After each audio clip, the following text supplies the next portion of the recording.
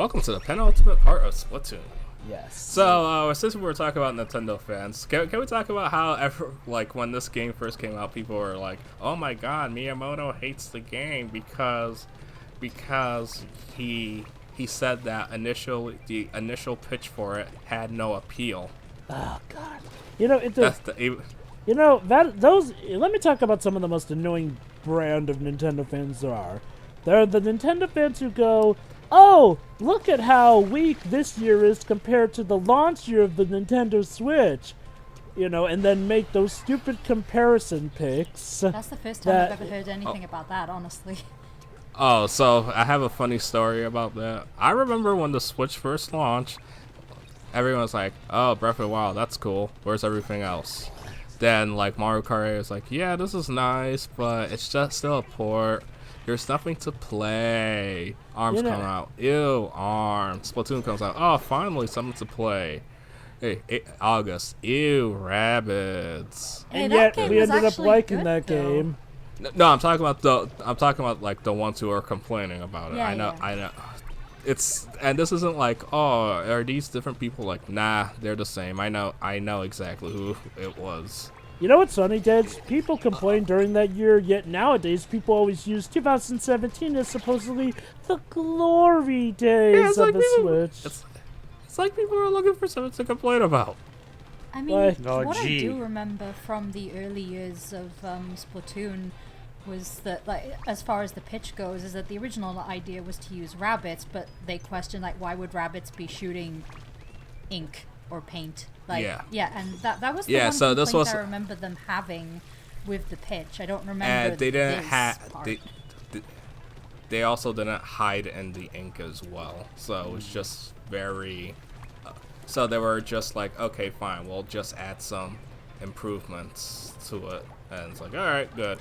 I'll be quite honest. So this wasn't like, oh no, Miyamoto's a bad guy, like a lot of Nintendo fans have been acting lately. Yeah, again, there tends to be a lot of misconceptions with Miyamoto. This isn't me, being an apologist. This is me, I think you guys are too angry to listen to reason and look into the facts. It's like the whole Izuka thing, where it's like, that's the name they have, yes. So that's the person they complain about. Oh, God. Don't even get me started on Izuka. Seriously. Please don't watch our Sonic Forces playthrough. What? Wait. Did you guys play Izuka during that? What? No, we would never. Yeah, so about that whole, it's not a sequel, it's a brand new experience. Fuck Izuka and his contradictory fucking statements. The man needs to retire. What did you think I was gonna say? Fired. I thought you were gonna say No. He needs to fucking retire or get a job someplace else. They need to replace him with someone else to hire this shit. Let me guess. Misinformation wait, I was there. That game is forgettable. Funny how we don't remember. Yeah. Okay. Basically, for context sakes, Izuka gets blamed for forces even though he had nothing to do with it. If anything, he was just in a lot of interviews, which made people feel like he was. To be fair, the guy can be inconsistent as shit when it comes to his statements. So.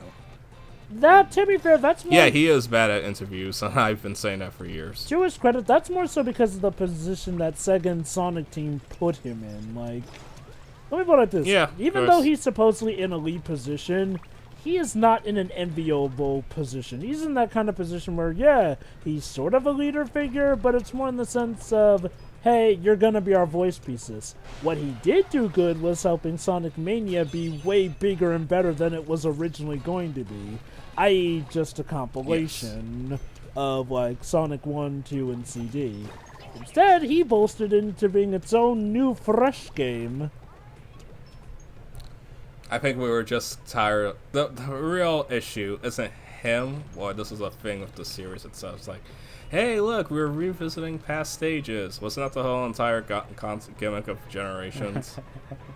And then Forces did that again. Now, okay, I will say this. I do like how Mania did it in the sense, they were sort of combined in a special world story of sorts. And to its credit, they did put special spins on the stages. Yeah, I as think opposed Act to, 2 you know, Oh, yeah, of of course. the It's stages just- feels very new.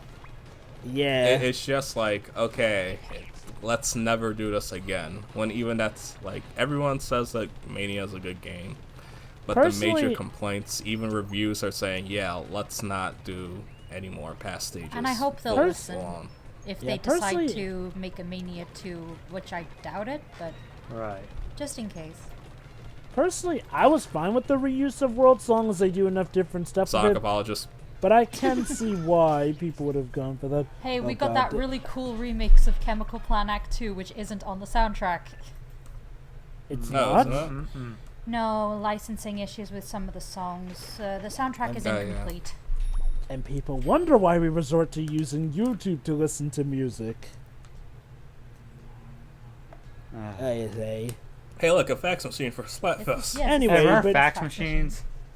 Anyway, back to the Nintendo talk though. Wait, quick question. What? Are fax machines connected to printers? Oftentimes, yes. Kind of, they because can. don't they Okay. technically print things? Like, Yes. In fact, Okay. in a So, lot of like, cases, if someone fax- wants to fax you something, they can just send it to you through your printer or not? pretty much that's the idea of a fax machine. I've never used a fax machine. I never used use it, but that I've one, seen it's like, one used. like, technology has improved so much that you can take a picture of something for your phone and have it as a document. The clinic that I work at does still use faxing though, because scanning in documents and all that jazz. Yeah, that's important stuff. Yeah. Yeah, because I did work at a school and I was basically the fax guy. Yeah. But yeah, back to the Nintendo talk here. Shigeru Miyamoto gets way more blame than he deserves. Like, you get some people saying, oh, he's a dinosaur and he's completely against change. It's like, okay, he's very strong-minded, but I wouldn't say that he's against change, and it's not like he is not responsible for any of the good stuff in this modern age. Like, now a lot of people cite the obvious thing, Paper Mario, about how, oh, he supposedly got rid of a story in it. No, that's not his exactly pitch what was happened. stupid, and I feel it's like, bro, what are you doing? But at the same time, I feel as if they could have easily said no. That's what Alpha Dream was doing with Mario and Luigi. Like, here's the thing. It's not Miyamoto that we have to blame for Paper Mario's unfortunate stance. It's Tanabe. Tanabe.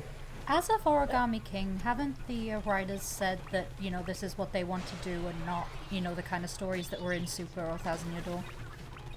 I think Pretty they were much. being vague about it. They didn't say, they never gave a reason as to Okay. Here's how it is, Roy. What you just said, that's pretty much the reality. What they said is what's different. Like, I Okay. think they went... If I recall correctly, they went on and on about how supposedly there was these rules and regulations about not jazzing up Mario characters too much, which people cited to be bullcrap, considering how Odyssey did just that in recent years. So, yeah. Look. Especially since Odyssey, they were pretty much given free reign to do whatever they want. Like I remember there was a scrapped concept of a kid in New Donk City become as you progress, he becomes a famous musician. He's like, oh, I'm interested in this guitar. As you progress, he's learned to play it. As you complete the level, he's popular. And people's like, oh, it got scrapped because Miyamoto hates story. Yeah. What? No, that's not what happened.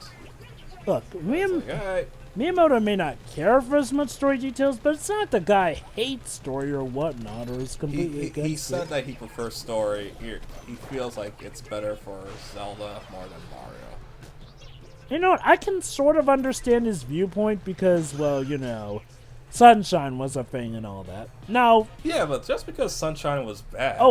trust me, trust that argument. Honestly, I'll be quite honest. Just try again. Exactly. And I'll be quite honest, I actually did kind of like Sunshine's ambition regarding the story anyway. And apparently, quote Mizumi, that storybook he put in Galaxy 1, that was a misconception. Apparently, he didn't sneak it in without anybody notice. Miyamoto's like, okay, go ahead, put it in. Yeah, a lot of people think that because of Miyamoto, we supposedly got reduced story in Mario Galaxy 2.